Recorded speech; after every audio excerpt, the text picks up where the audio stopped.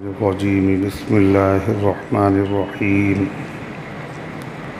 سبحان الذي أسرى بعبده ليلا من المسجد الحرام إلى المسجد الأقصى الذي باركنا حوله لنريه من آياتنا إنه هو السميع البصير وآتينا موسى الكتاب وجعلناه هدى لبني إسرائيل ألا تتخذوا من دوني وكيلا ذرية من حملنا مع نوح إنه كان عبدا شكورا وقضينا إلى بني إسرائيل في الكتاب لتفسدن في الأرض مرتين ولتعلن علوا كبيرا فإذا جاء وعد أولاهما بعثنا عليكم عبادا لنا أولي بأس شديد فجاسوا خلال الديار وكان وعدا مفعولا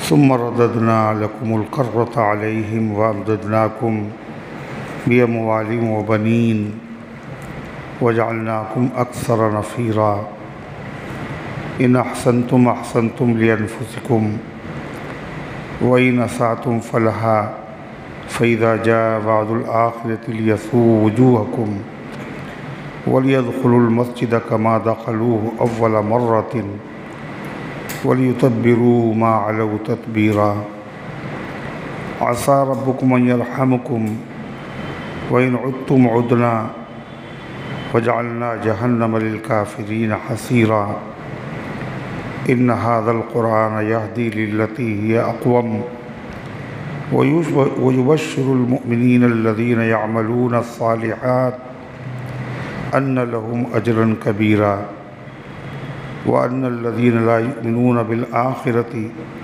أعتدنا لهم عذابا أليما صدق اللہ العظیم. مل کے بیٹھو ادھر.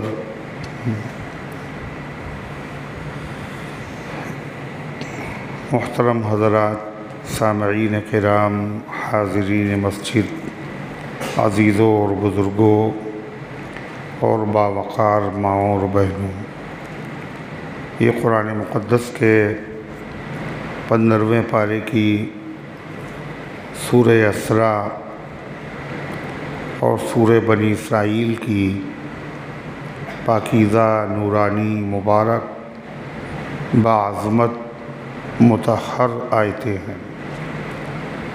دعا کیجئے اللہ تعالیٰ مختصر سے وقت میں کچھ کام کی اور مفید باتیں عرض کرنے کی توفیق نصیب فرمائے اور ہم سب کو عمل کرنے کی توفیق عطا فرمائے. اس سورت کا نام بنی اسرائیل ہے اور اس کو سورہ اسراء بھی کہتے ہیں. اس میں 111 آیتیں ہیں، 12 رکوع ہیں اور 4660 حرف ہیں. اس کی تلاوت سننے والے کو 4660 نے کیا اور تلاوت کرنے والے کو 64,600 نیکیاں ملتی ہیں.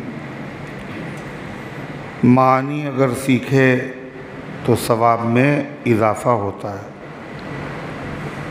مطلب سیکھنے کے بعد عمل بھی کر لے تو مزید ثواب بڑھ جاتا ہے.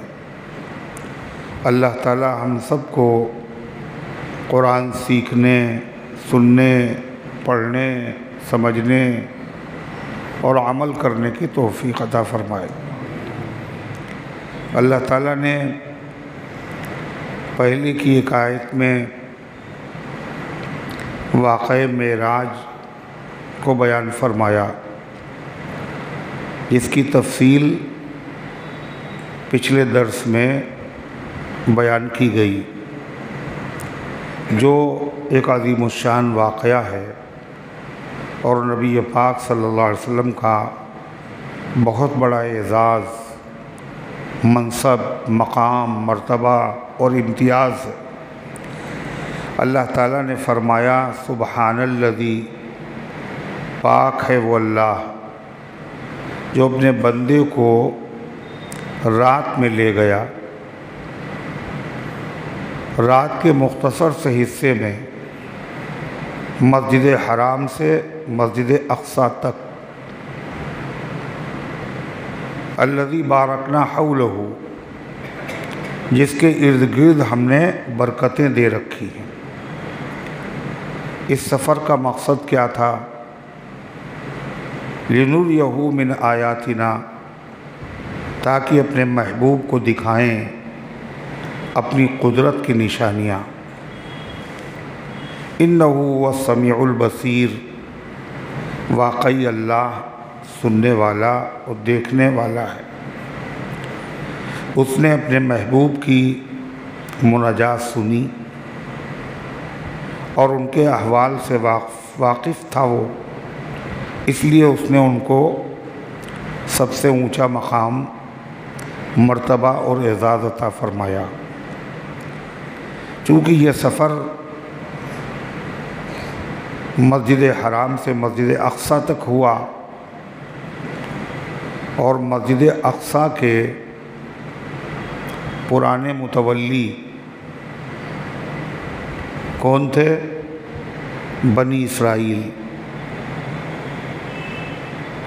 اس لیے آگے کی آیتوں میں بنی اسرائیل کے مسجد اقصی کے بیت المقدس کے جو پرانے متولی تھے، ان پہ کیا حالات گزرے اور مسجد اقصی پہ کیا حالات گزرے،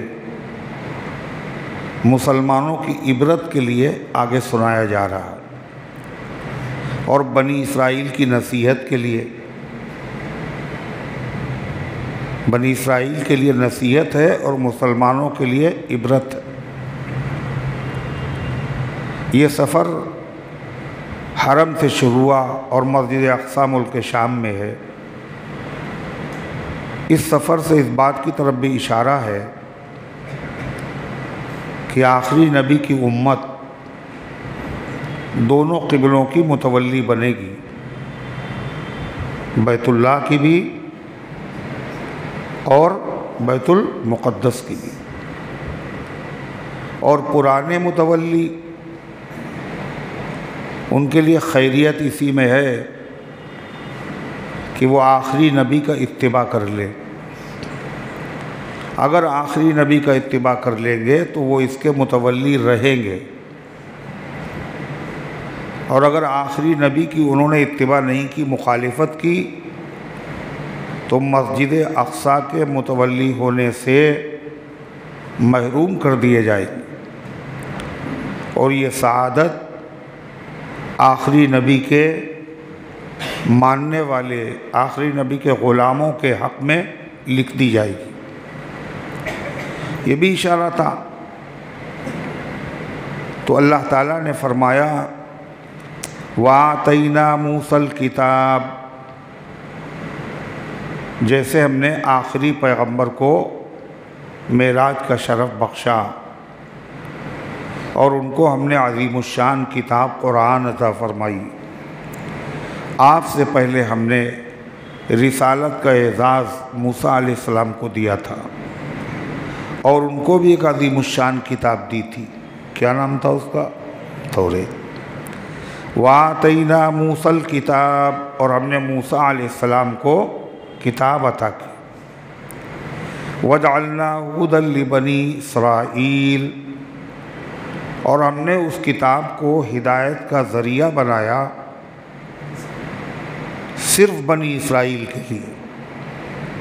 قرآن بھی کتاب ہدایت، توریت بھی کتاب ہدایت، مگر توریت جو کتاب ہدایت تھی وہ سارے عالم کے لیے نہیں تھی، ساری قوموں کے لیے نہیں تھی، قیامت تک کے لیے نہیں تھی۔ اور قرآن جو کتاب ہدایت ہے یہ سارے عالم کے لیے ہے اور قیامت تک کے لیے۔ ہدی لبنی اسرائیل، بنی اسرائیل کے لیے وہ ہدایت کا ذریعہ تھی۔ بہت سے اللہ کے حکم تھے اس میں، مگر سب سے اہم حکم جو توریت میں تھا وہ کیا تھا؟ اللہ تتخذوا من دونی وکیلا، میرے علاوہ کسی کو کارساز، حاجت روا، مشکل کشا نہ بنانا۔ یعنی عقیدہ توحید کی سب سے زیادہ تاکید کے ساتھ وصیت اور تعلیم تھی کہاں؟ توریت۔ مگر بنی اسرائیل نے اس پر عمل نہیں کیا۔ یہودیوں نے عزیر علیہ السلام کو اللہ کا بیٹا بنا لیا، اور عیسائیوں نے عیسیٰ علیہ السلام کو بنا لیا، اپنے ارباب، رب، اپنے عالموں کو، پادریوں کو بنا لیا۔ پھر اللہ تعالیٰ نے فرمایا ذریۃ من حملنا مع نوح، اے ان لوگوں کی اولاد جن کو ہم نے سوار کیا تھا نوح علیہ السلام کے ساتھ کشتی میں،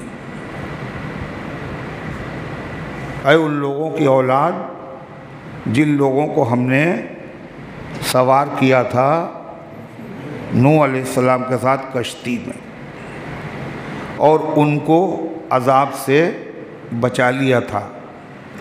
وہ کتنے آدمی تھے؟ 40 مرد اور 40 عورتیں۔ تم انہی کی اولاد ہو، ان کو ہم نے بچا لیا تھا جبھی تم آج دنیا میں موجود ہو۔ وہ اگر نہ بچتے تو تمہارا بھی وجود نہ ہوتا۔ مگر جن کو ہم نے بچایا تھا، باقی سب کو ڈبو دیا، جن کو ہم نے بچایا تھا وہ سب ہمارے شکر گزار بندے تھے،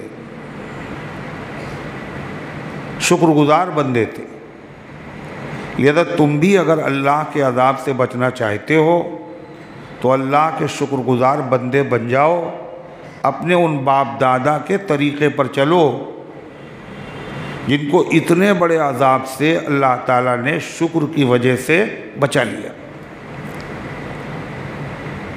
اللہ تعالیٰ کا شکر کیا ہے؟ شکر کہتے ہیں شکریہ۔ شکر کب بولتے ہیں؟ جب کوئی آدمی کوئی نعمت دیتا ہے تو اس کے جواب میں جو اس کی تعریف کی جاتی ہے اسے کہتے ہیں شکریہ۔ ایک ہوتی حمد، حمد کے معنی تعریف، شکر کے معنی بھی تعریف۔ مگر حمد میں اور شکر میں کیا فرق ہے؟ حمد کہتے ہیں کسی کی تعریف کرنا اس کے ان اوصاف و کمالات کی وجہ سے جو اس کے اپنے ذاتی ہیں، کسی کے دیے ہوئے نہیں ہیں۔ جس کے کمالات ذاتی ہیں وہ اکیلے ایک ہستی ہے، کس کی؟ اللہ کی۔ ہمیشہ سے ہے، ہمیشہ رہے گا، وہ حی ہے، وہ قادر ہے، وہ علیم ہے، وہ حکیم ہے، اس جیسا کوئی بھی نہیں، ہر کمال اس میں موجود، ہر عیب سے وہ پاک۔ تو یہ کیا ہے؟ ذاتی ہیں اس کے۔ باقی سب کے پاس جو کمالات ہیں، وہ خوبیاں ہیں، وہ سب وہ دی ہوئی عطائی، ذاتی نہیں ہے، عطائی۔ کرایہ دار ہیں، ذاتی مکان تھوڑی ہے، ذاتی نہیں ہے، سب خدا کی دی ہوئی۔ اسی لیے جب چاہتا ہے دیتا ہے اور جب چاہتا ہے چھین لیتا ہے۔ زندگی تو ہر ایک کو خدا نے دی، یہ بہت بڑی نعمت ہے زندگی۔ ارے ہے، جس کے پاس ہے خدا کی دی ہوئی ہے، جب تک چاہتا ہے زندہ رکھتا ہے، اور جب چاہتا ہے دی ہوئی زندگی واپس لے لیتا، آدمی مر جاتا ہے۔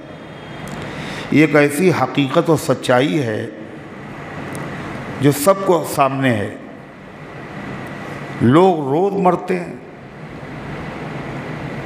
روز مرتے کیسے؟ اللہ اپنی دی ہوئی زندگی واپس لے لیتا، عطائی ہے، علم ہے، یادداشت ہے، قوت حافظہ ہے، یہ سب اللہ کی نعمت۔ اللہ دیتا ہے اور اللہ واپس بھی لیتا ہے۔ بوڑھے ہو گئے، بڑھاپے میں یادداشت کمزور ہو گئی، کھو گئی، پوتوں سے پوچھ رہے کیا نام ہے تمہارا ہے؟ اور کرے کھانا نہیں دیا تم نے، اور کھانا ابھی کھلایا، کہتے کھانا نہیں دیا تم نے۔ خدا نے علم دیا تھا، کیا کیا یاد تھا، اب کیا ہوا؟ بھول گئے، لے لیا خدا نے۔ سننے کی طاقت، دیکھنے کی طاقت، سونگھنے کی طاقت، بولنے کی طاقت، ہر طاقت دھیرے دھیرے عمر کے اعتبار سے بڑھتی جاتی ہے۔ اچھا جگ رہے ہیں آپ، اس کا مطلب جگ رہے ہیں، گھٹتی جاتی ہے۔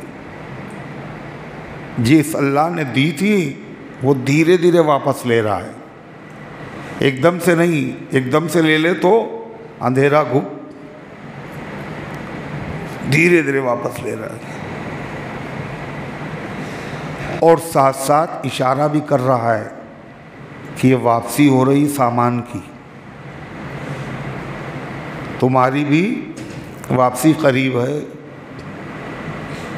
ہوش و حواس تاب و تواں پہلے جا چکے، ہوش سمجھ، حواس دیکھنا، سننا، چھونا، ہوش و حواس تاب و تواں، تاب و تواں طاقت قوت، ہوش و حواس تاب و تواں پہلے جا چکے، اب ہم بھی جانے والے ہیں۔ سامان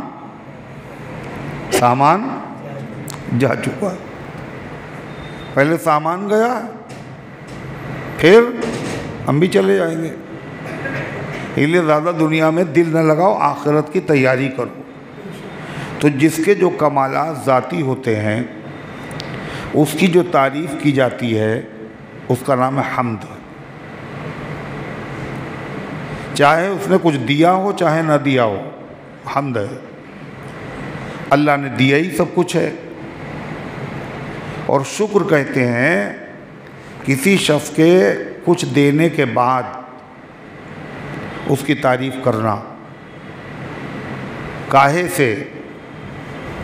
زبان سے تعریف کرنا، یا ہاتھ پیروں سے تعریف کرنا، یا دل سے تعریف کرنا، ان سب کو شکر کہتے ہیں۔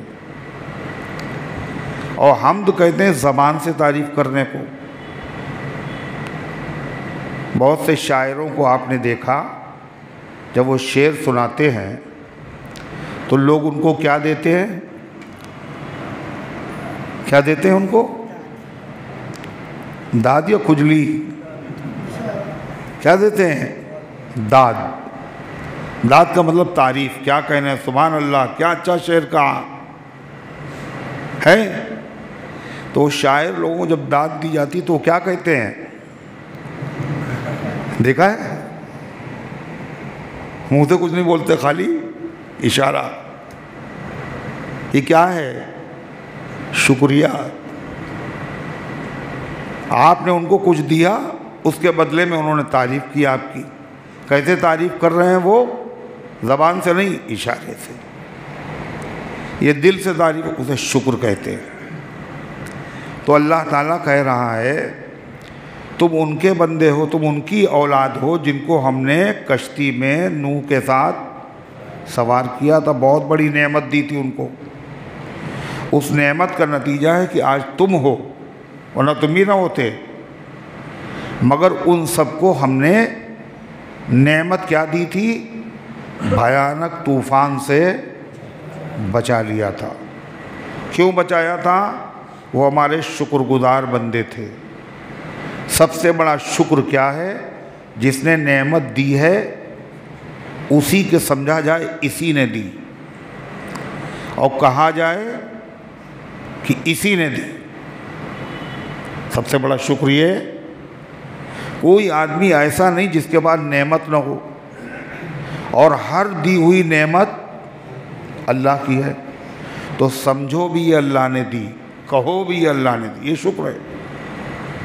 دی خدا نے اور کہہ دیا مولا بخش، علی بخش، عطائے وارث، تو یہ کیا ہے؟ سب سے بڑی ناشکری ہے۔ یعنی سب سے بڑا شکر توحید ہے، اور سب سے بڑی ناشکری شرک ہے۔ اللہ کہہ رہا ہے کہ بنی اسرائیل کے لوگوں، تم ناشکرے ہو، شرک کر رہے ہو، شرماؤ، یاد کرو تم ان کی اولاد ہو جن کو ہم نے نوح کے ساتھ کشتی میں بٹھایا اور طوفان سے بچایا، وہ ہمارے شکر گزار بندے تھے، انہی کے طریقے پر چلو۔ کیا کہا خدا نے؟ سنیے، ذریۃ من حملنا، ان لوگوں کی اولاد جن کو ہم نے بٹھایا تھا کشتی پر نوح کے ساتھ، انہ کان عبدا شکورا، نوح علیہ السلام ہمارے بندے تھے اور شکور تھے۔ شکور مانے نہیں، شاکر کے معنی شکر کرنے والا، شکور کے معنی بہت شکر کرنے والا، نہیں سمجھے؟ غافر معنی بخشنے والا، اور غفور معنی بہت بخشنے والا، صابر معنی صبر کرنے والا، صبور معنی بہت صبر کرنے والا ہے۔ تو شکور کے معنی بہت شکر کرنے والا، وہ ہمارے بڑے شکر گزار بندے تھے، بہت شکر کرنے والے بندے تھے۔ کون؟ نوح علیہ السلام اور ان کے ساتھی۔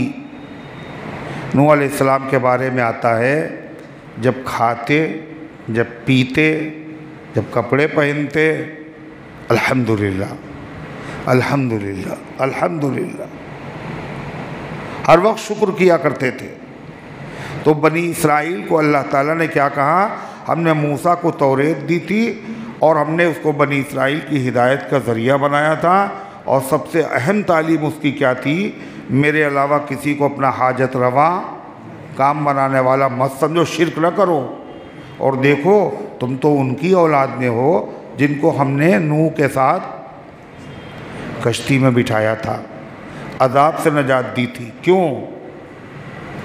جو ناشکرے تھے ڈبو دیے گئے تھے، جو شکر گزار تھے ان کو ہم نے بچایا۔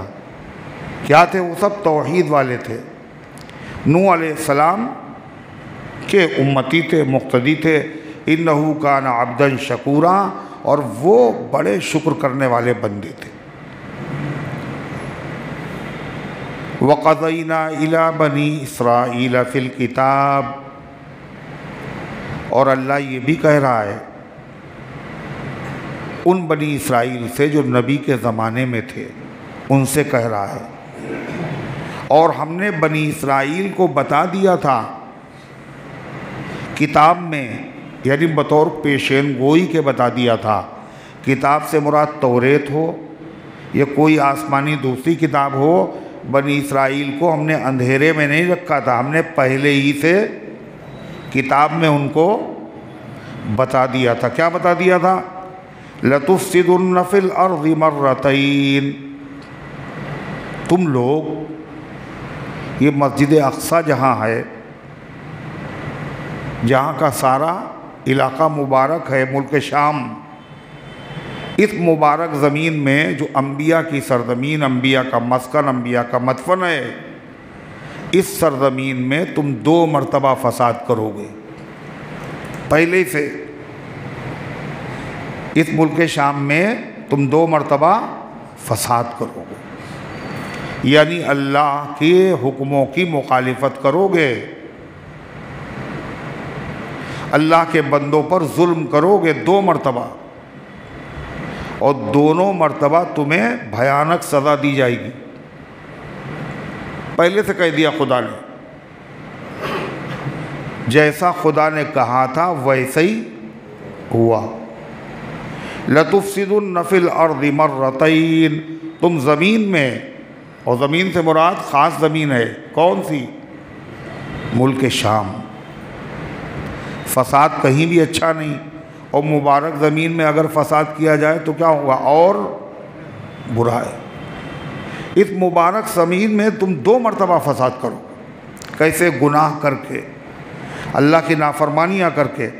وَلَتَعْلُنَّ عُلُوًّا كَبِيرًا، اور تم سرکشی کرو گے، بہت بڑی سرکشی، سر اٹھاؤ گے، اللہ کے حکموں کو پامال کرو گے، اور جب تم ایسا کرو گے تو اللہ کی طرف سے تمہیں بڑی سخت سزا دی جائے گی۔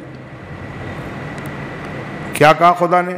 فَإِذَا جَاءَ وَعْدُ أُولَاهُمَا، جب آئے گا ان دونوں میں سے پہلے کا ٹائم، جب پہلی مرتبہ تم مخالفت کرو گے، پہلی مرتبہ کا مطلب موسیٰ علیہ السلام کی شریعت کی مخالفت کرو گے تو سزا ملے گی۔ دوبارہ جو تم فساد کرو گے تو عیسیٰ علیہ السلام کی شریعت کی مخالفت کرو گے، پھر سزا ملے گی۔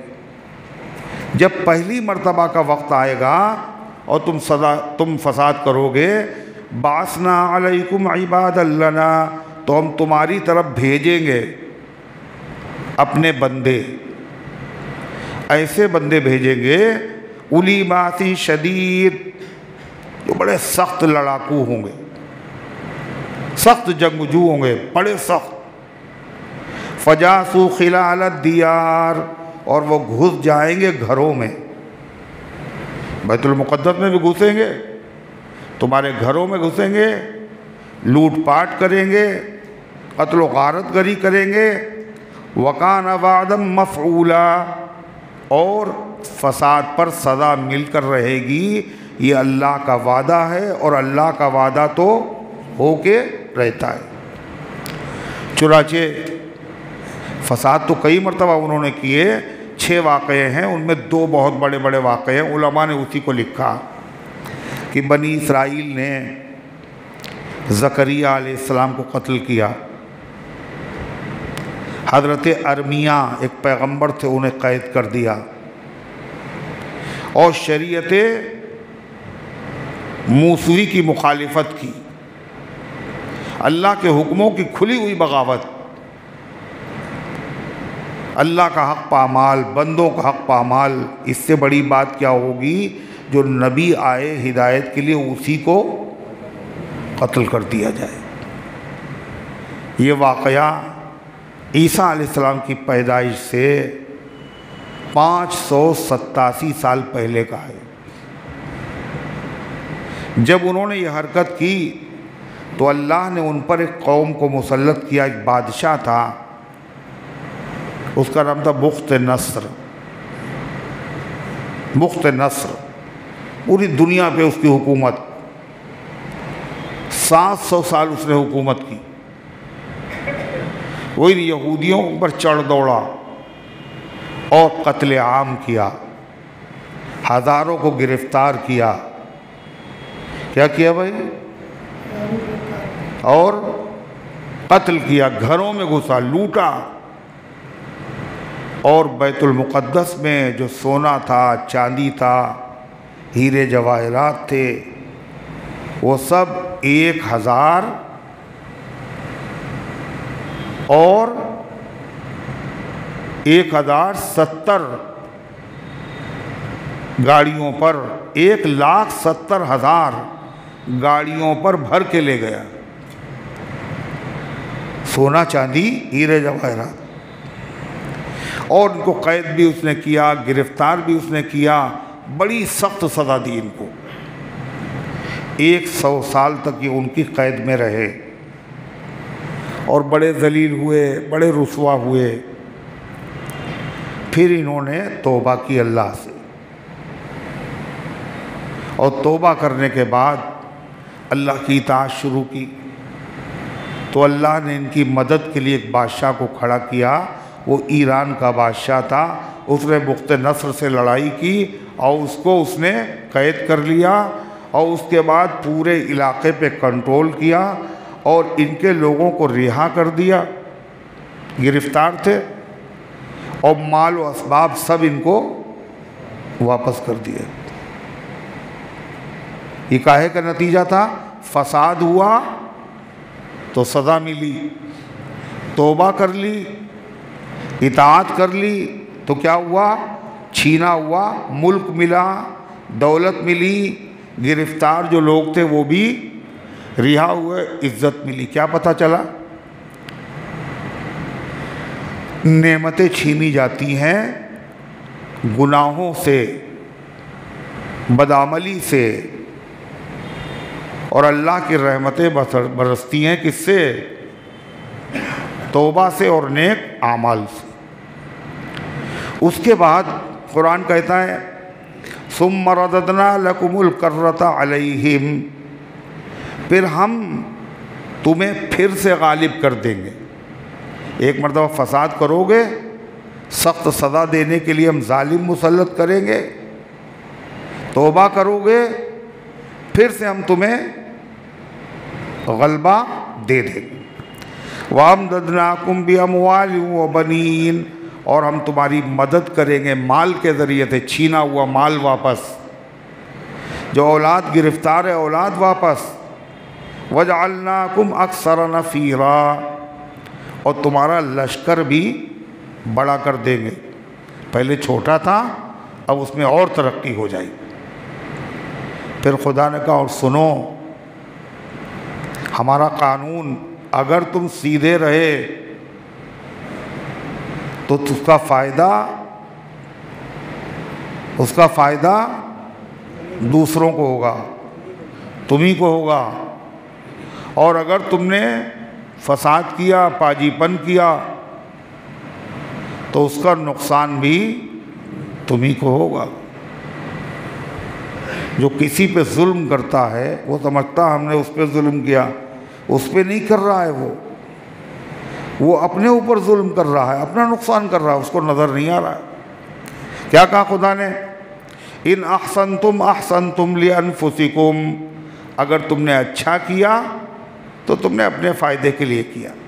وَإِنْ أَسَأْتُمْ فَلَهَا، اور اگر تم نے برا کیا تو اس برائی کا وبال بھی تمہارے لیے ہے۔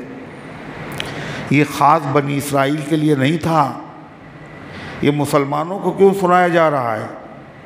یہ قانون بنی اسرائیل کے لیے صرف نہیں ہے، بلکہ عام اللہ کا قانون ہے۔ جو بھلا کرے گا تو اس کی بھلائی کا فائدہ اسی کو ہوگا، برائی کرے گا اس کی برائی کا وبال اسی کی گردن پر پڑے گا۔ بنی اسرائیل کو ہوش آ گیا۔ اس کے بعد جب آدمی پریشان ہوتا ہے تو پھر وہ لمبی لمبی نمازیں پڑھتا ہے، لمبی لمبی دعائیں مانگتا ہے، منت مانگتا ہے، روزے رکھیں گے، نمازیں پڑھیں گے، صدقہ کریں گے جب پریشان ہوتا ہے۔ جب پریشان ہوتا ہے تو دوسروں کو نہیں پریشان کرتا ہے، بالکل سیدھا سادہ۔ اور پہلے کیا تھا؟ بچھو تھا، جو ہاتھ میں رکھتا اسی کا ڈس لیتا۔ جب وہ پریشان ہو گیا تو مسمسا کے بیٹھ گیا، اب بالکل فرشتہ بن گیا۔ پھر اس کے بعد جیسے ہی اس کی پریشانی دور ہوتی ہے پھر سے اس کے پر پرزے پھر نکل آتے ہیں۔ وہ ایک اژدہا تھا، اژدہا جانتے ہو کیا ہوتا ہے؟ وہ سانپ ہوتا ہے، بہت بڑا موٹا، اور سردی بہت تھی اور بالکل سکڑا ہوا پڑا ہوا تھا، بے جان۔ لوگ اسے اٹھا لائے لکڑی سمجھ کے، اور اس کے بعد جب اسے ڈالا اور آگ جلائی، گرمی پہنچی تو اس نے اپنا نکالے سب، اور پھر انہی کو ہضم کرنے کے لیے بڑھا تو سب بھاگے۔ پریشانی میں پڑا ہوا بالکل چپ چاپ، مجبوری ہے۔ اور طاقت آئے اور پھر ایسا کرے، مشکل ہے طاقت کے بعد کنٹرول کرنا۔ انسان جیتے جی کرے توبہ خطاؤں سے، اور مجبوریوں نے کتنے فرشتے بنائے ہیں۔ یہ جو فرشتے بنے پھر رہے ہیں یہ کیوں؟ مجبوری ہے۔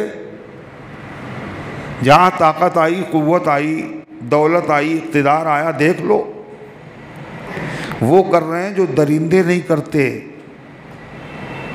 جو جانور نہیں کرتے۔ جیسے ہم ہیں خدا نہیں ہے، کوئی ہمارا ہاتھ پکڑنے والا نہیں، جو چاہے قانون بنا دو، جہاں چاہے بلڈوزر چلا دو،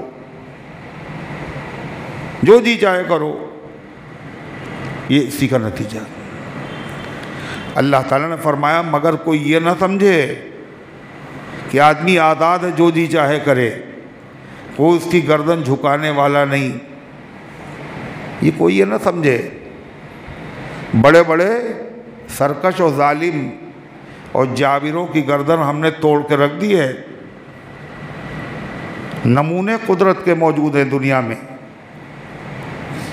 وہ آدمی بیوقوف ہے جو اپنی بلندی دیکھے اور یہ سمجھے یہ ہمارا کمال ہے، اس کا نہیں کمال ہے، یہ اللہ کا ہے۔ بہت بلند فضا میں تیری پتنگ سہی، پتنگ جو ہوتی ہے وہ نیچے نیچے اڑتی ہے نا اوپر، بہت بلند فضا میں تیری پتنگ سہی، مگر یہ سوچ کہ ڈور اس کی کس کے ہاتھ میں ہے۔ یہ پتنگ اڑ رہی ہے، ڈور کسی اور کے ہاتھ میں، کھینچ کے اتار لے گا تمہیں، اوقات میں رہو۔ اللہ کہتا ہے تم پھر فساد کرو گے، کہا 2 مرتبہ فساد کرو گے۔ جب دوبارہ ان کا سب چھینا ہوا مل گیا، طاقت مل گئی، قوت مل گئی، پھر انہوں نے فساد شروع کیا۔ اب جو فساد کیا تو عیسیٰ علیہ السلام آ چکے تھے، اور عیسیٰ علیہ السلام کے خالہ زاد بھائی حضرت یحییٰ علیہ السلام کو قتل کیا انہوں نے، اور عیسیٰ علیہ السلام کے قتل کا ارادہ کیا پکا، پھانسی پہ چڑھانے کا۔ وہ تو اللہ نے آسمان پہ اٹھا لیا مگر کیا تو تھا۔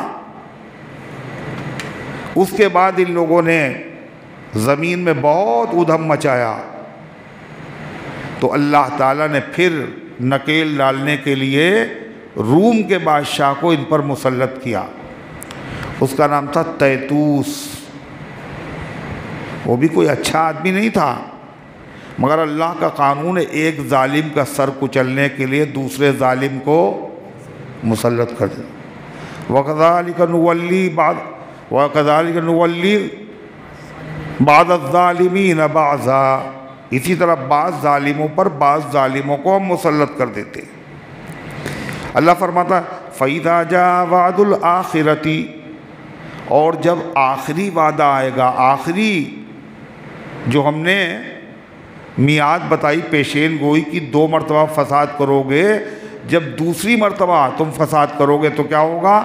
ہم پھر اپنے بندوں کو سزا دینے کے لیے تمہارے اوپر مسلط کریں گے، اور وہ کیا کریں گے؟ لِيَسُوءُ وُجُوهَكُمْ، وہ تمہارے چہروں کو بگاڑ دیں گے، اتنی مار ماریں گے، اتنی مار ماریں گے تمہارے منہ بگڑ جائیں۔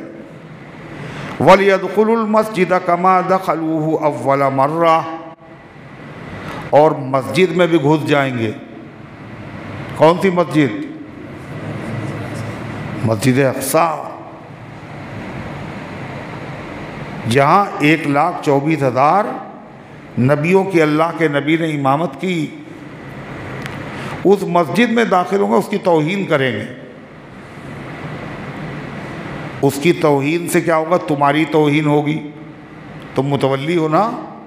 تمہارے زمانے میں مسجد کی توہین کا مطلب کیا ہوا؟ تمہاری توہین ہے۔ گھس جائیں گے وہ مسجد میں، جیسا کہ گھسے تھے پہلی مرتبہ وہ لوگ، لِيُتَبِّرُوا مَا عَلَوْا تَتْبِيرًا، تاکہ وہ خراب کر دیں ہر اس چیز کو جس پر ان کا بس چلے، جس پر بس چلے گا اس کو تباہ و برباد کر دیں۔ رومی بادشاہ مسلط ہوا، اس نے بہت مارا، خون کی ندیاں بہا دی، ظلم و ستم کے پہاڑ توڑے، مسجد کی بے حرمتی کی ویران کر دیا مسجد کو، ہیکل سلیمانی برباد کر دیا اسی نے۔ ہیکل کہتے ہیں عبادت کی جگہ۔ ہیکل سلیمان علیہ السلام نے جب مسجد کو بنایا تھا، مسجد اقصیٰ کو، جنوں سے مدد لے کر کے اس مسجد کو انہوں نے برباد کر دیا۔ چنانچہ ایک روایت میں ہے، حضرت ابو ذر غفاری کی روایت ہے کہ حضور پاک صلی اللہ علیہ وسلم سے پوچھا مسجد اقصیٰ بڑی محترم مسجد ہے؟ آپ نے فرمایا ہاں، اس کو حضرت سلیمان علیہ السلام نے تعمیر کیا، اور جن ان کے تابع تھے، جنوں کے ذریعے سے بھاری بھاری پتھر، چٹانیں، غوطے بھی لگاتے تھے جن، سمندروں سے موتی نکالتے تھے، قیمتی پتھر، لال جواہرات، سونا اور چاندی سے مسجد کو خوب چمکایا، مزین کیا۔ جب یہ سارا سامان وہ لوٹ کے لے گیا اور پھر سے واپس ہو گیا، دوبارہ جب رومی بادشاہ نے اس پہ حملہ کیا تو وہ سب لے گیا، 1,70,000 گاڑیوں پر لے گیا۔ پوچھا وہ سونا چاندی کیا ہوا؟ آپ نے کہا وہ رومی بادشاہ جب ان کے اوپر مسلط ہوا سزا دینے کے لیے تو سب لے گئے۔ اور کنیسۃ الذہب، کنیسہ کہتے ہیں گرجا گھر کو،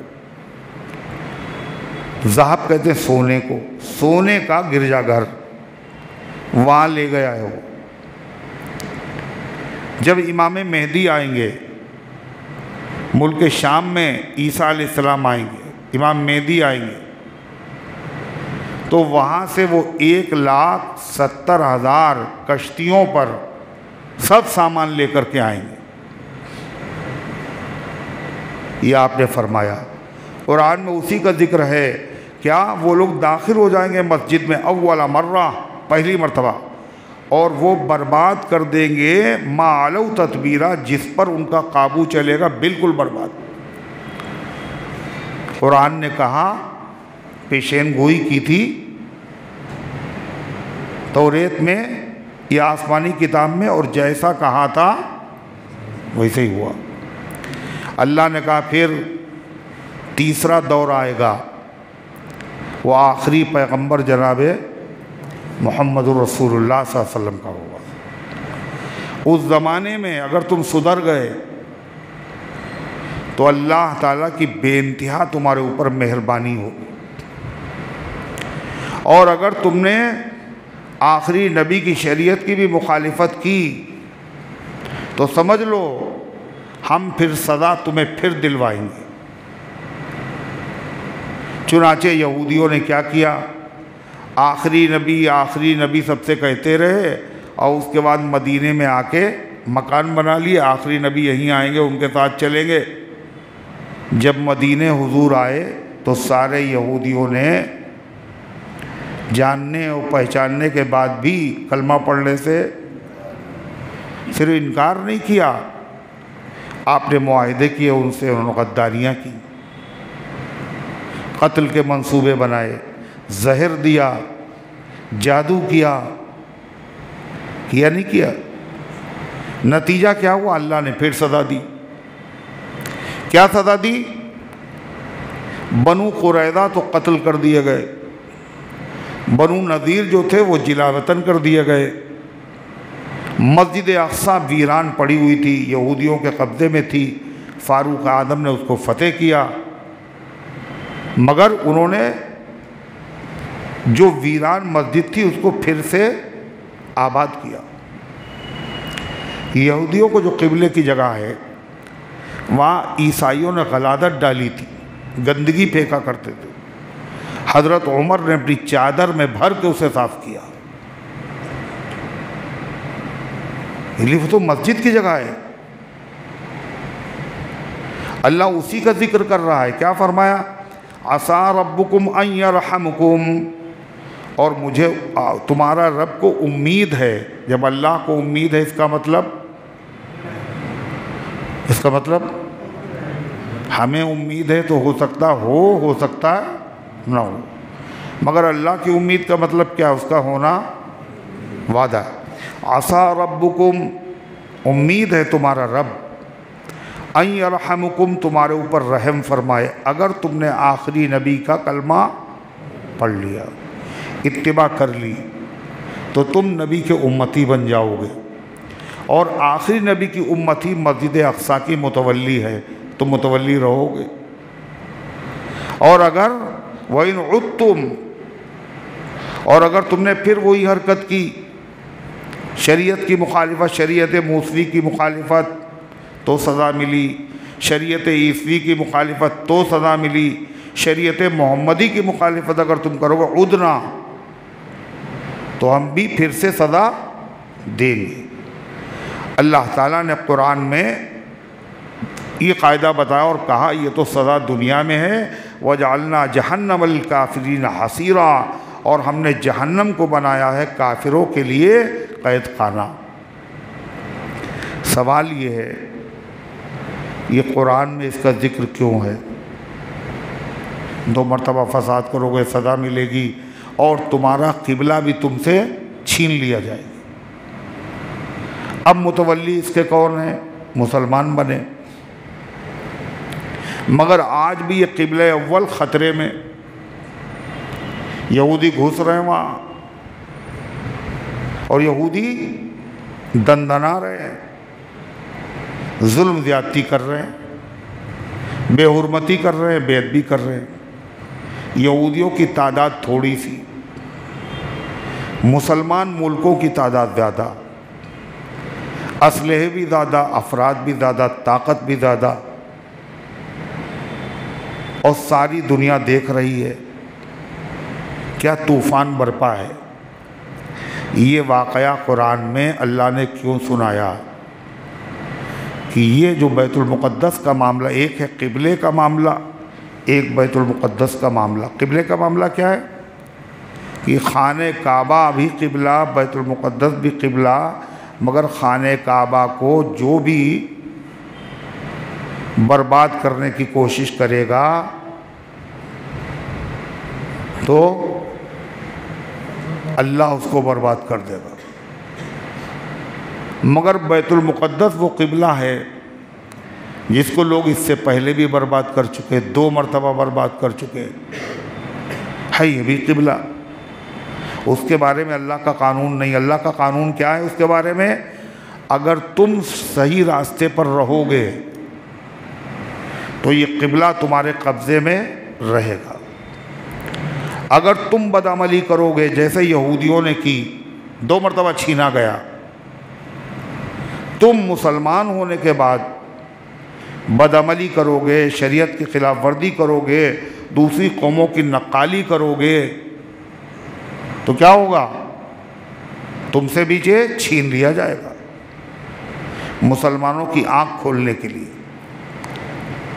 آج مسلمان دوسری قوموں سے سہارا لے کر یہودیوں سے مقابلہ کرنا چاہتے ہیں. قرآن بتا رہا ہے وہ اسلحے جن سے بیت المقدس فتح ہوتا ہے اور فتح مسجد اقصیٰ قبضے میں رہتی ہے اور عزت سلامت رہتی ہے اور بلندی ملتی ہے، خوشحالی ملتی ہے، جس کا اللہ نے وعدہ کیا وہ کیا ہے؟ وہ یہ اسلحے نہیں ہیں. وہ کون سا اسلحہ ہے؟ وہ ہے اللہ سے ڈرنا، اللہ کے نبی کی لائی ہوئی شریعت پر عمل کرنا، اپنی برائی بدعملی سے توبہ کر لینا، اپنے آپ کو بدلو اور جہاد بھی کرو. حماس والے جہاد تو کر رہے ہیں مگر یہ قبلہ صرف حماس والوں کا نہیں ہے. کس کا ہے؟ ساری دنیا کے مسلمانوں کا ہے.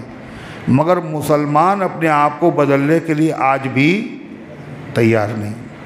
ان کا حال تو یہ ہے وہ تھمسم اور کوکا کولا اس کے بغیر کھانا آج بھی نہیں کھا رہے ہیں. ہر شادی میں چل رہی ہے، KFC، میکڈونلڈ، بچوں کے کرکرے، سب اسرائیلیوں کے خرید رہے ہیں، اسرائیلی پروڈکٹ۔ اس قدر بے حس جو قوم ہو، اس کو عزت ملے تو دوبارہ کیسے ملے؟ ان اللہ لا یغیر ما بقوم حتی یغیروا ما بانفسہم۔ اللہ کوئی نعمت دینے کے بعد چھینتا نہیں ہے جب تک کہ وہ قوم خود اپنے آپ کو نہ بدل لے، شکر گزاری کے بجائے ناشکری میں مبتلا ہو جاتی، تب چھینتا ہے۔ کل بھی اس کا وہی علاج تھا اور آج بھی وہی علاج ہے۔ اللہ تمام مسلمانوں کو توفیق عطا فرمائے، مسلم حکمرانوں کو غیرت عطا فرمائے۔ آپ بتائیے، جو آدمی پیپسی پینے کی عادت مگر جی چاہ رہا ہے، اور یہ بھی حکم ہے کہ مت خریدو مت بیچو، تمہارے بھائیوں پہ ظلم اس سے ہو رہا ہے، مگر یہ آدمی اپنی خواہش کو قربان کرنے کے لیے تیار نہیں، جو اتنی سی قربانی نہ پیش کر سکے۔ اگر پیپسی نہیں پئیں گے تو مر جائیں گے، کھانا ہضم نہیں ہوگا نا۔ جو اتنی قربانی پیش نہ کر سکے، وہ ذی الحجہ کے مہینے میں قربانی کیا کرے؟ یہ تو چھوٹی سی قربانی ہے۔ یہ قربانی ہے کیا؟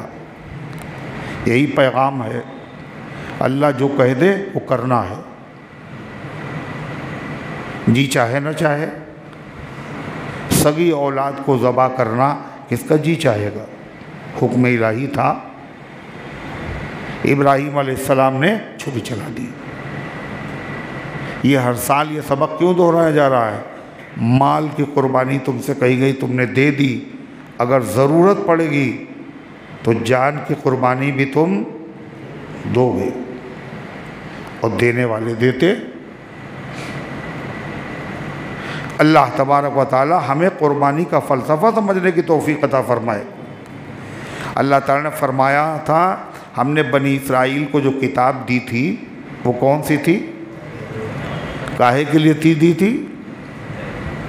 ہدی لبنی اسرائیل، وہ خالی بنی اسرائیل کی رہبری کے لیے تھی۔ اور مسلمانوں، تمہاری رہبری کے لیے ایک ایسی کتاب آئی ہے جو تمام کتابوں سے افضل ہے، اور وہ خالی بنی اسرائیل نہیں بلکہ ساری اقوام عالم کی رہبری کے لیے، اور صرف 1400 سال کے لیے نہیں، قیامت تک کے لیے رہبری اور رہنمائی کے لیے۔ جیسے ہمارے نبی افضل، جیسے ہمارا قبلہ افضل، ویسے ہماری کتاب افضل۔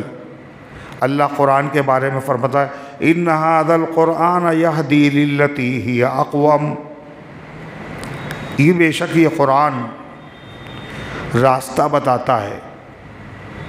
توریت بھی راستہ بناتی، انجیل بھی راستہ بتاتی، قرآن کون سا راستہ بتاتا ہے؟ الَّتِي هِيَ أَقْوَمُ، جو بالکل سیدھا ہے۔ راستہ کون سا آدمی اختیار کرتا ہے؟ کہیں اگر جانا ہو تو دو راستے ہیں، ایک راستہ دور کا ہے اور ایک راستہ قریب کا ہے، تو آدمی کون سے جانا پسند کرتا ہے؟ دور والے سے نا، ہے پیٹرول زیادہ جس میں خرچ ہو، دیر بھی لگے، لمبا بھی ہو، قریب والے سے۔ دوسرے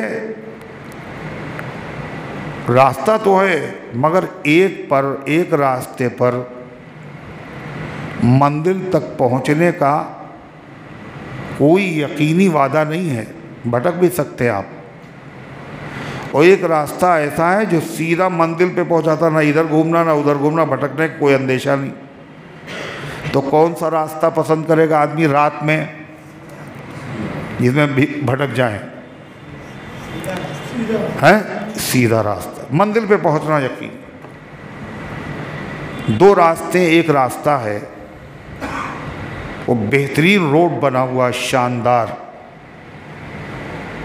پانی کی طرح گاڑی چلتی ہے، بہتی چلی جاتی، اور ایک راستے میں ہے تو قریب کا مگر اس میں گڑھے بہت ہیں، گاڑی بھی پنچر اور آدمی بھی پنچر۔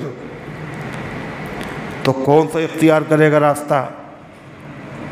جو آسان ہو۔ تو اقوم کسے کہتے ہیں؟ اس راستے کو کہتے ہیں جو سیدھا بھی ہو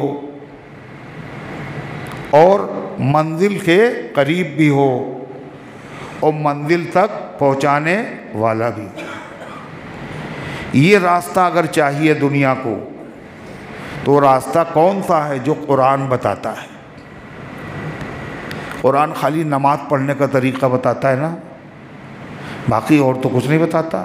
شادی جیسے جی چاہے کرو، ہیں بیوی بچوں سے جیسا چاہے سلوک کرو، چاہے جو چاہے کھاؤ، جو چاہے پیو،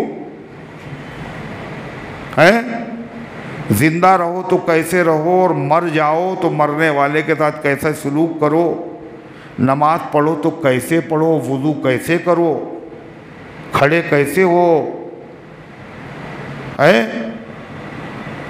ایک ایک بات پیدائش سے لے کے وفات تک، وفات سے لے کے وراثت تک،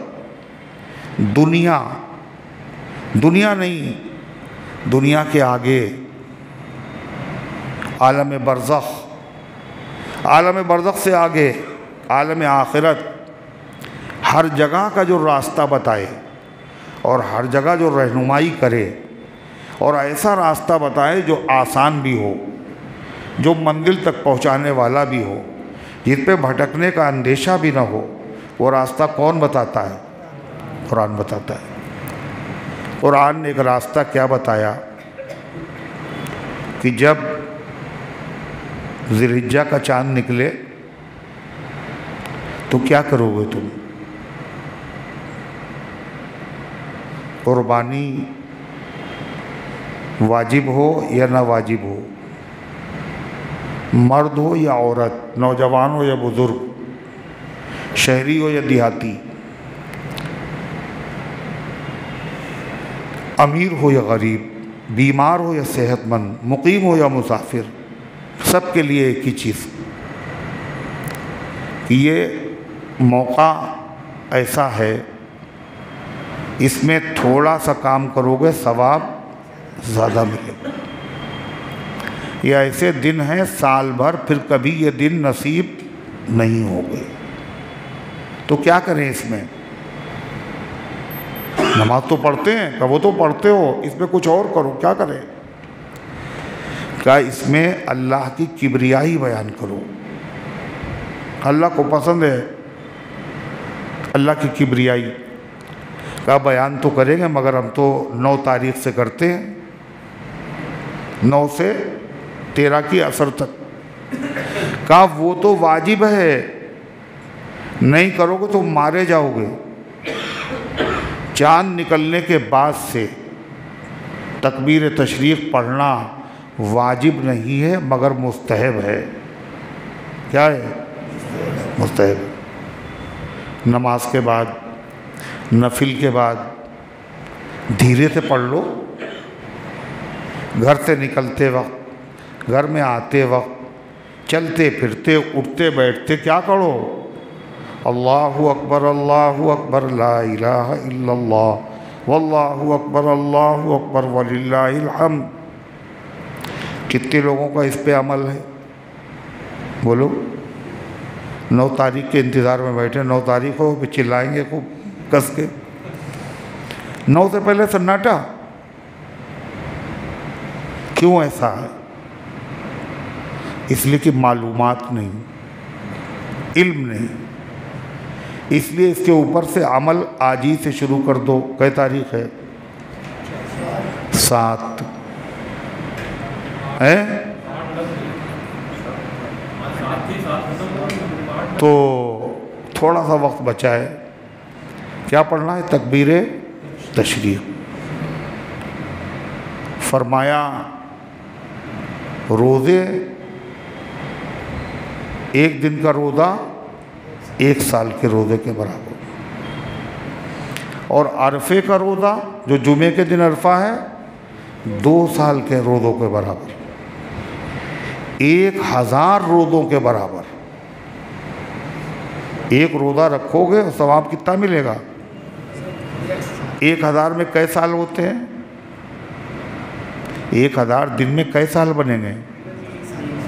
3 سال۔ روزہ ایک رکھا، 3 سال مسلسل روزہ رکھ رہا ہے، اتنا ثواب۔ اگلے بھی گناہ معاف، 1 سال کے پچھلے اور اگلے گناہ معاف۔ لہذا یہ روزہ تو ان لوگوں کو رکھنا چاہیے جو گنہگار ہوں، تاکہ گناہ معاف ہو جائیں۔ اور ہم لوگ الحمدللہ گنہگار تو بولو، ہم لوگ کہاں گنہگار ہیں؟ فرشتے ہیں گناہوں سے پاک، دھلے دھلائے، مجے مجائے، سجے سجائے، سورے سورائے۔ ارے ہے گناہ نہیں ہے، اللہ چاہتا وہ ہلکے کر دے۔ ایک روزہ رکھ لو گے 1 سال کے پچھلے گناہ معاف، اور 1 سال کے اگلے۔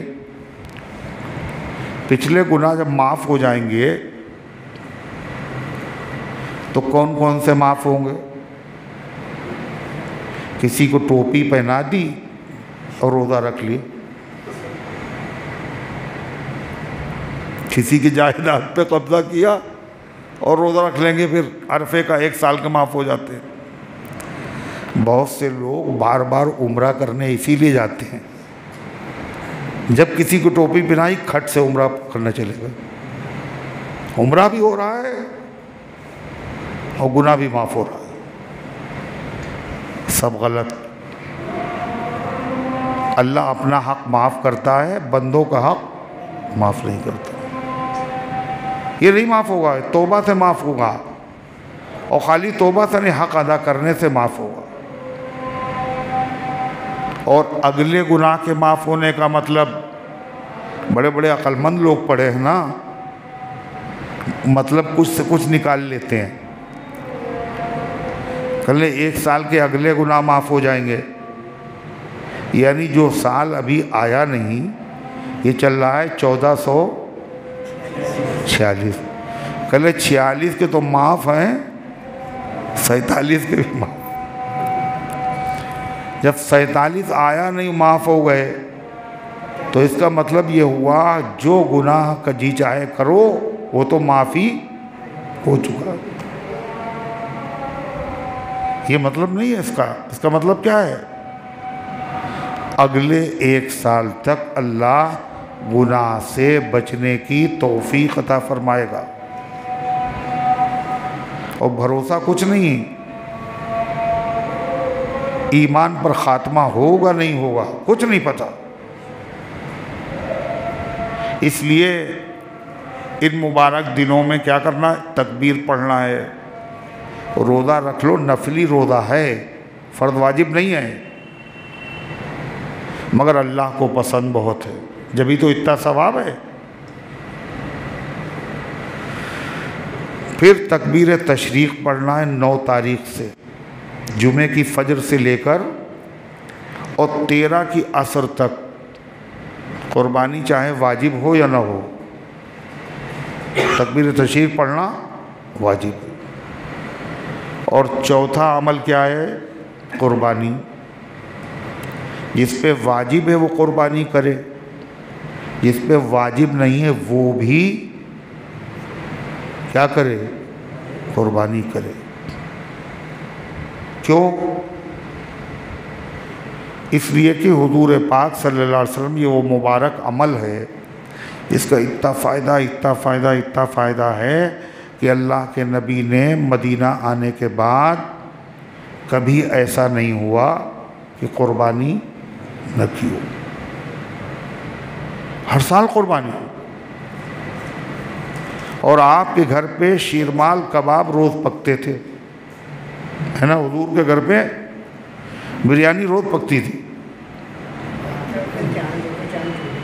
2 مہینے بیت جاتے تھے چولہا نہیں جلتا، مگر قربانی میں ناغہ نہیں۔ حضور کو زیادہ ثواب کی ضرورت تھی، ہمیں زیادہ ضرورت، یہ آپ نے عمل کر کے بتایا۔ اور آپ نے کیا کہا؟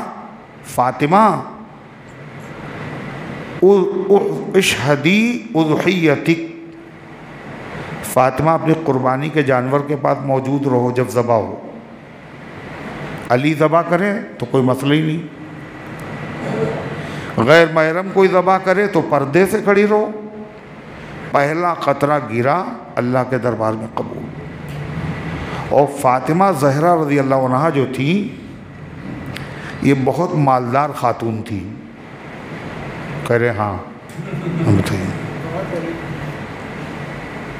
حضور کی بیٹی سیدۃ النساء اہل الجنہ، جنتی عورتوں کی سردار، سید النساء العالمین، سارے عالم کی عورتوں کی سردار فاطمہ زہرا غربت کے باوجود کیا ہے؟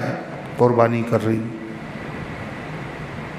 ہماری مائیں اور بہنیں جانتی نہیں، واجب ہے پھر بھی نہیں کر رہی، واجب ہے پھر بھی نہیں کر رہی، واجب نہ ہو پھر بھی کرو، فاطمہ بنو۔ وہ قربانی کیا چیزیں سمجھتی تھی، ہم سمجھتے نہیں۔ ہماری مائیں اور بہنیں خاص طور سے، اور یہ ہماری مائیں اور بہنوں کا معاملہ یہ ہے کہ یہ جو چاہتی ہیں اپنے شوہر سے منوا لیتی ہیں۔ کیا کہنے نہیں؟ چلے دیکھیے نکاح میں یہ جوڑا پہنا تھا، اب یہ ولیمے میں نہیں چلے گا، دوسرا چاہیے مجھے۔ ٹھیک ہے، ہو جائے گا بھائی۔ کل کتنی شادیوں میں شادیاں ہو گئیں، یہی جھمکی پہن کے بار بار جاتے ہیں، لوگ کیا کہیں گے؟ مجھے نیا دیور چاہیے، وہ بن گیا۔ مگر جب قربانی کا مسئلہ آتا ہے کہتے ہیں ہمارے میاں کر تو رہے ہیں، میاں کر تو رہے ہیں۔ ارے میاں اپنی کر رہے ہیں، تم بھی تو کرو، تمہارے اوپر واجب ہے۔ اور کوشش کرو اپنے پیسے سے قربانی کرے۔ عبادت میں بہتر یہ ہے کہ آدمی کیا کرے؟ اپنے پیسے سے کرے۔ ہو تو جائے گی قربانی، شوہر کر دے، بیٹا کر دے، کوئی کر دے، مگر افضل کیا ہے؟ اگر سال بھر بھی جوڑتی رہتی تو قربانی آرام سے ہو جاتی، نہیں ہو جاتی۔ ہجرت کی رات تھی، حضرت صدیق اکبر رضی اللہ عنہ جو تھے ان سے بڑا وفادار ان سے بڑا عاشق، ان سے زیادہ نیک انسان، کامل الایمان کوئی دوسرا نہیں۔ اور صدیق اکبر کا مال اللہ کے نبی ایسے خرچ کرتے تھے جیسے کوئی اپنا مال خرچ کرتا ہے۔ ایک مرتبہ کہا آپ نے، میں ابوبکر کے مال میں سے ایسے خرچ کرتا ہوں جیسے اپنا مال۔ ابوبکر صدیق نے عرض کیا، حضرت یہ ہے تو سب آپ ہی کا۔ ہجرت کا مبارک سفر، صدیق اکبر کو دیکھیے، ہجرت کا حکم ہوگا، اللہ جانے کب ہو، حضور نے کہا بھی نہیں، پہلے سے 2 اونٹنیاں خرید کے رکھی، 4 مہینے پہلے سے انتظام، حضور نے کہا بھی نہیں۔ اور ان کو چارہ کھلانا اور پورا گھر لگا، پورا وہ سفر نہیں بیان کرنا ہے، صرف اتنا بتانا ہے۔ حضرت صدیق اکبر نے کہا ان میں سے ایک آپ پسند کر لیجئے۔ آپ نے فرمایا ابوبکر مگر اس کے پیسے تم لے لینا، اس کے پیسے تم لے لینا۔ کیوں؟ اس لیے کہ ہجرت بہت بڑی عبادت ہے، نبی یہ تعلیم دے رہے یہ اگر اپنے پیسے سے ہو تو زیادہ اچھا ہے، ہو تو جائے گی۔ تو سب لوگ کریں قربانی، کوئی بڑی بات نہیں، بکرا ہونا ضروری نہیں، حصہ لیں۔ اس لیے کہ پھر یہ موقع ملے گا نہیں۔ حضرت گنج میں اگر کوئی دکان مل رہی ہو اور بڑی موقع کی ہو اور پیسہ کم ہو اور پھر ملے گی نہیں، تھوڑی سی سستی کی تو نکل جائے گی، تو ایسے موقع پہ آدمی کیا کرتا ہے؟ کیا کرتا ہے؟ ارے ہوگا، ہم کیا کریں گے، یہ کرتا ہے، ادھر سے لے کے ادھر سے لے کے جانے نہ پائے، پھر نہیں ملے گی۔ یہ وہی حضرت گنج کی مارکیٹ ہے، دکان ہے حضرت گنج کی، 3 دن صرف ہے سال میں، اس کے بعد پھر یہ عبادت نہیں، ہر بال کے بدلے میں ایک نیکی۔ اور یہ اتنی بڑی نیکی ہے، آخری بات، اتنی بڑی نیکی ہے کہ اللہ کے نبی نے زندگی بھر کی اور آپ نے چاہا کہ میرے مرنے کے بعد بھی قربانی کا ثواب ہمیں ملتا رہے۔ نہیں سمجھ رہے آپ؟ کوئی کمی ہے حضور کے لیے ثواب کی؟ ارے حضور کے ثواب کے لیے کوئی کمی ہے؟ جتنے نمازی نماز پڑھ رہے ہیں، جتنے قرآن والے قرآن پڑھ رہے ہیں، جتنے کلمہ پڑھ رہے ہیں، دنیا میں کوئی کچھ کر رہا ہے، ہر ایک کا ثواب حضور کو مل رہا ہے۔ کیوں؟ ذریعہ آپ۔ وَإِنَّ لَكَ لَأَجْرًا غَيْرَ مَمْنُونَ، اے پیغمبر آپ کو ایسا ثواب ملے گا جو کبھی ختم نہیں ہوگا۔ پھر بھی حضور چاہتے ہیں کہ قربانی کا ثواب بھی مجھے بعد میں ملے۔ حضور نے طریقہ بتایا قربانی کا، ملے گا ثواب؟ نہیں، قربانی جانور ذبح کیا جائے اور وہ ثواب مجھے ملے، حضور چاہتے ہیں۔ اس کا مطلب قربانی کا عمل کوئی معمولی عمل نہیں ہے۔ جب تک زندہ رہے کرتے رہے، اب مر گئے، اب اولاد چاہے کرے چاہے نہ کرے، حضور چاہتے ہیں۔ تو حضور نے حضرت علی سے کہا، اور حضرت علی ہر سال 2 جانور ذبح کرتے تھے۔ تو ان کے شاگرد نے کہا کہ یہ 2 کائے کے لیے کرتے ہیں؟ آپ پہ تو ایک بھی واجب نہیں، غریب آدمی تھے۔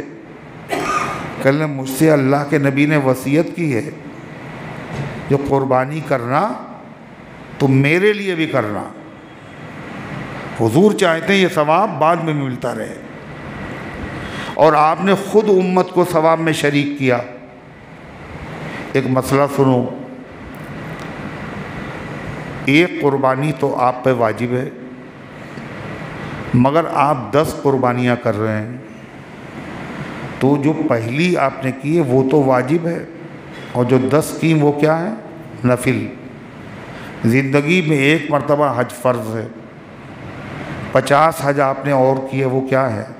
نفل۔ رمضان کے روزے فرض ہیں، آپ ہر پیر کو روزہ رکھ لیتے ہیں، یہ کیا ہے؟ نفل ہے۔ تو فرض ادا کرنے کے بعد جو نفل ہے، نفل عبادت میں بہت سارے لوگوں کو شریک کیا جا سکتا ہے۔ یعنی ایک قربانی آپ نے اپنی کی واجب، ایک اور کر لی، وہ نفل ہوگی، اپنے ہی نام سے کی، اپنے ہی نام سے کی، مگر اس کا ثواب آپ نے سب کو بخش دیا، اللہ کے نبی کو، صحابہ کو، تابعین کو، ہمارے رشتہ داروں کو، ماں باپ، سب کو ملے گا۔ فرض میں نہیں، نفل۔ تو اللہ کے نبی 1-2 کرتے تھے، ایک اپنی طرف سے اور ایک کے ثواب میں پوری امت کو شریک کرتے تھے۔ اس لیے اللہ اگر توفیق دے، اپنی طرف سے تو کرنا ہی ہے، اللہ نے اگر توفیق دی، ہمت دی، تو کیا کریں گے؟ حضور کی طرف سے بھی کریں گے۔ مگر یہ نہیں خالی حضور کی طرف سے کر دی، اپنی طرف سے نہیں کی، تب نہیں بنے گا بات۔ حضرت علی 2 کیوں کرتے تھے؟ ایک اپنی طرف سے، حضور کی طرف۔ تو یہ اتنا مبارک عمل ہے، ہر مسلمان کو کرنا چاہیے اور کوشش کرنا چاہیے، اللہ سے دعا کرنا چاہیے، فرض ہو یا نہ ہو۔ واجب کس پہ ہے؟ کس پہ واجب ہے؟ ہاں؟ قربانی کس پر واجب ہے؟ آج کے اعتبار سے 60,000 روپیے جس کے اکاؤنٹ میں ہوں، یا 60,000 کا کم سے کم سونا ہو، یا 60,000 کی چاندی ہو، یا 60,000 کا کوئی موبائل ہے جو بیچنا چاہتا ہے، وہ بیچنے کے لیے خریدا، وہ کتنے کا ہے؟ 60,000، کم سے کم 60,000 کا۔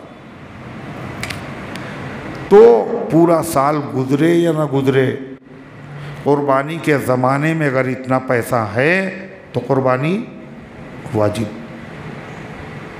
12 تاریخ کو سورج غروب ہونے سے پہلے پیسہ آ گیا، قربانی واجب۔ نہیں سمجھ رہے ہیں؟ سونا بھی نہیں، چاندی بھی نہیں، کیش بھی نہیں۔ ایک مکان میں رہتے ہیں، ایک مکان اور ہے، اس کی وجہ سے قربانی واجب۔ مکان نہیں ہے، گھر میں دیگیں ہیں، تانبے کے برتن ہیں، لیمن سیٹ ہے، ٹی سیٹ ہے، کئی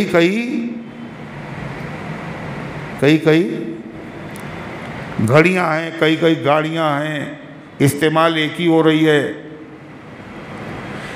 ان سب کی قیمت جوڑ لو، 60,000 کے برابر ہو تو قربانی واجب۔ غیر ضروری سامان تب تو واجب ہے۔ اور اللہ کے نبی نے کیا کہا، جو غیرت مند مسلمان کے لیے بڑی بات ہے۔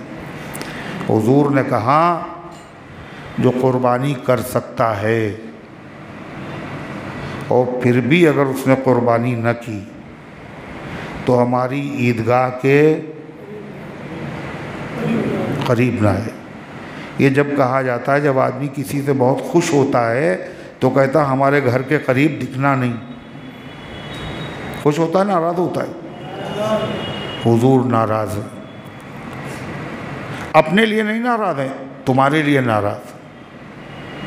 اتنا بڑا سودا تم نے چھوڑ دیا، اتنی ثواب کی چیز تم نے چھوڑ دی، اتنا بڑا گناہ سر پہ مول لے لیا۔ جب اللہ کے نبی ناراض ہیں، اور کوثر کا جام کون پلائے گا؟ حضور۔ اور سفارش سے کام کس کی بنے گا؟ اللہ کے رسول کی۔ حضور کو ناراض کیے ہوئے ہیں۔ کیوں ناراض ہے حضور؟ تم ہمارے وہاں سلام پڑھنے نہیں آئے، سلام نہیں پڑھنے آئے، اس لیے۔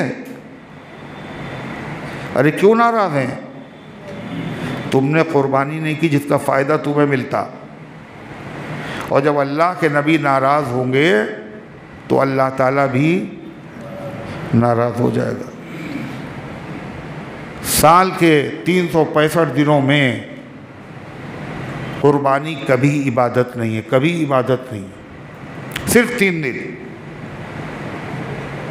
پچھلے سال قربانی نہیں کی تھی، مسئلہ نہیں معلوم تھا، کہا قربانی نہیں کرو، اب صدقہ کرو اتنا پیسہ۔ اللہ نام کا بکرا یہ قربانی نہیں ہے، قربانی صرف بقرعید میں، اس کے علاوہ قربانی عبادت نہیں۔ اللہ نام کا بکرا تو قرآن و حدیث سے ثابت ہی نہیں، لوگوں نے خود ہی اپنی طرف سے نکال لیا ہے۔ حدیث میں تو صدقہ ہے، بکرے اکرے کا کوئی ذکر نہیں ہے۔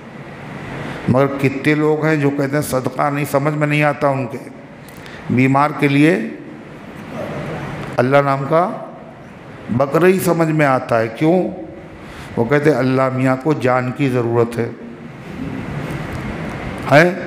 ہمارا مریض اچھا ہو جائے، اللہ میں اس کی جان بخش دے، دوسرے کی جان لے لیں، بکرے کی لے لیں، ہمارے مریض کی چھوڑ دیں۔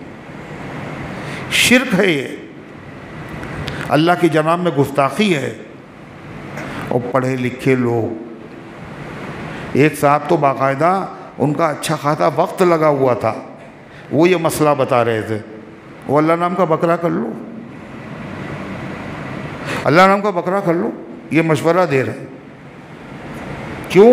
غریب کو مسئلہ خود ہی نہیں معلوم، اور مسئلہ یہ معلوم کب ہوگا؟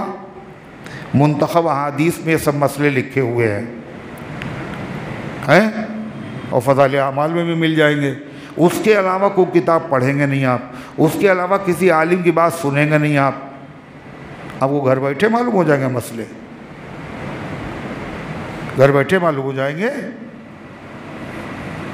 اللہ معاف فرمائے، اللہ ہمارے حال پہ رحم فرمائے، اللہ ہماری غفلتوں کو معاف فرمائے، دین کے کاموں کو اہمیت اللہ سمجھنے کی اور ان کے تقاضوں پر عمل کرنے کی توفیق عطا۔ تو اللہ نے کیا کہا؟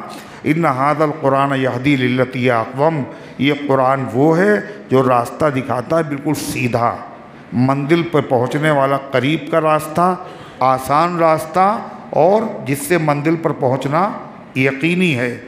جو اس پر چلے گا، یبشر المؤمنین الذین یعملون الصالحات، تو خوشخبری سناتا ہے ان کو جو اچھے عمل کرتے ہیں، ان کے لیے بڑا ثواب ہے۔ اور وَأَنَّ الَّذِينَ لَا يُؤْمِنُونَ بِالْآخِرَةِ، اور جو لوگ آخرت پر ایمان نہیں رکھتے ان کے لیے دردناک عذاب ہے۔ اللہ ان گزارشات کو قبول فرمائے۔ اللہم صلی علی سیدنا محمد۔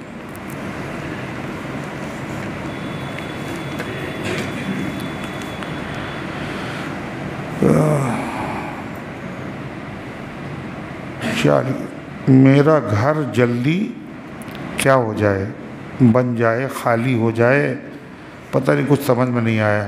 جو کچھ لکھا ہے پرچے میں، اللہ ان کی مراد کو پورا فرما۔ ابو حمزہ بیمار ہے، اللہ شفا عطا فرمائے۔